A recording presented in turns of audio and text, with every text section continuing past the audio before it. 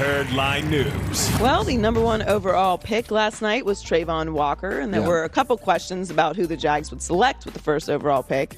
And Doug Peterson was asked how they decided to go with Travon Walker. There was a lot of pre-draft speculation that you, Trent, favored Travon, and that you, Doug, favored the offensive lineman, Iquanu. Could you talk a little bit about how you arrived at this decision? I mean, did you guys actually have some disagreement about this? Can I just stop you? Yeah. There was never, this thing was never split. Okay, I'm not saying I'm not saying it was. I'm just saying that. I know it's out, and I just want to just go out on record and say it was never that way. I don't know where that came from. There was also some talk, and we talked about it yesterday, that the owner was leaning towards Hutchinson and that Balky wanted Walker. But I also think there's conversations that go on, and people, are going to fight for the guy that they think should be the pick, and that's the coach is going to have their opinion, and the GM's going to have their opinion, and I'm sure the owner has their opinion, and whoever makes the final say, or you guys come to an agreement. So I could see these things leaking out. There was not a standalone consensus number one pick in the way that it was Joe Burrow or we've had in past drafts. So I could see this being a conversation. Georgia had 5 defensive players taken. Yeah, so, Georgia had a nice draft. So, first of all, we said last year we thought the Georgia defense was as good as any defense you and I had ever seen, and we're college football fans. Yes. It was as good as any Saban defense. They were visibly better than everyone. Significantly faster than any college team I'd seen. They had 5 guys drafted last night, all on defense. And my takeaway is he great? Was the supporting cast great? You can do worse things than drafting Georgia guys. I'll give you an example. Last year, the Packers, I think it was last year, took Stokes, the corner from Georgia, and it got a lot of pushback. And I watched him, and I was like, I don't know. That guy looks like potentially amazing. Georgia's had a reputation forever. There's been a reputation in the NFL forever that draft Georgia guys and figure it out later. It's like LSU and Georgia. Yes. Yeah. They may not win the national titles like Bama, but Georgia and LSU on any given year have better players than Alabama. They haven't always had the best coach. They've had less coaching stability. And that really matters in college football. But Georgia and LSU are often, even in Nick Saban's run here, have as good or better players. So, I'm never going to lose a ton of sleep on drafting a Georgia guy first, although wouldn't have been my pick. But I get it. Yeah, it's not an outrage. No one saw that and was outraged by it and thought this was a huge swing. You can have your opinion about each guy, and everyone has their evaluations, and who knows how it's going to work out. Generally, if you're picking at the top of the draft, it's because you're not a good team, and sometimes that factors into how players' careers end up stacking up over the first few years in the league also. Aiden Hutchinson went second. He was rumored to possibly go there first. Walker was reportedly in a serious car accident 2 weeks ago as well, but he suffered no injuries, thank God. He looked good on the couch. It looked like he was fine, right? Yeah.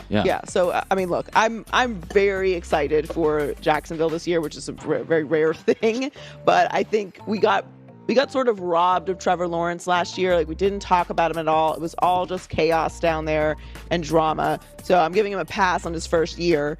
And I'm excited to see with the pieces that they've brought in, and now that what they'll do with the rest of this draft, to see how Doug Peterson puts everything together down there and see if they can turn that around. Because I do want to see Trevor Lawrence have success. He was such an exciting player in college. I want to see him have some success in the NFL, and he's going to need to start with a culture build in Jacksonville. Yeah. So, USC, Drake London, number 8 overall pick to the Falcons last night. He was the first wide receiver taken off the board. Had an ankle fracture, but that didn't stop him from being selected in the top 10. He was the highest drafted wideout by Atlanta since Julio Jones in 2011. Pac-12 Offensive Player of the Year last season. Obviously, the wide receiver position has become a very marquee position, a lot drafted last night, and the Falcons had the worst ranked wide receiver core entering the draft. So this was obviously a position of need for them, and they have Kyle Pitts that can line up opposite London. I thought this was a great pick for Atlanta. The right choice. Yeah, and we talked about this yesterday. I thought Seattle, Carolina, and Atlanta could have all drafted a quarterback.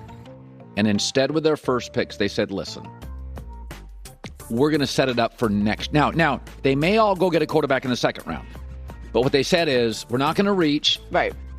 When we go draft a quarterback next year, we want to get a little more solid. So Carolina's like, we're going to go get this. And Atlanta's like, we're going to get a star receiver. And Carolina's like, we're going to get an offensive lineman. And I think that was the right call. It looks like NFL GMs didn't love either quarterback. Right. I mean, it's pretty clear. And by the way, I saw the mock draft for today, and the rest of the quarterbacks all go today, and all go, Joy, in the top 15, 20 picks.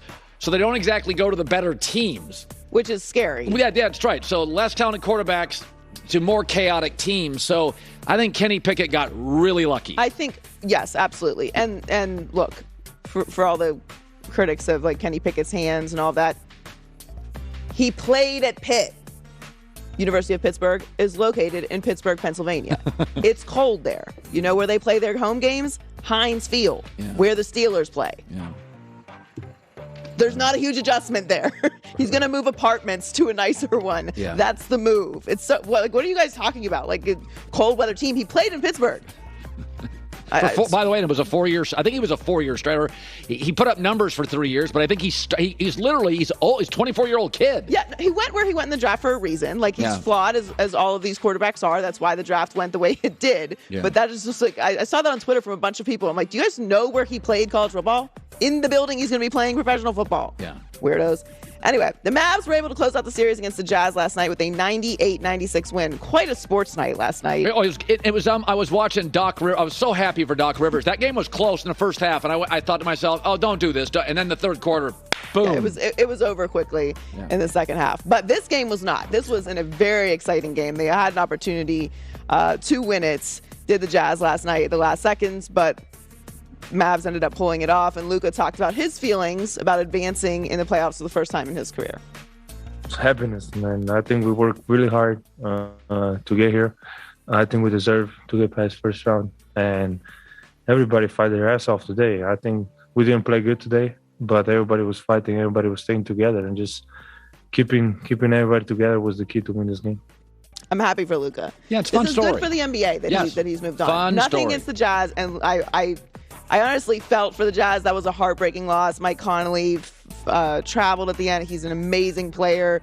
Just a mistake. And then Bojan Bogdanovic had an opportunity to hit the shot for the game winner with 4.3 seconds left, but missed it. So they had an opportunity at the end there, but the Mavs are an exciting team. Luka is a marquee player in the NBA. For him to move on to the second round, I think it's important for the league and for Luka and for Luka's development and growth.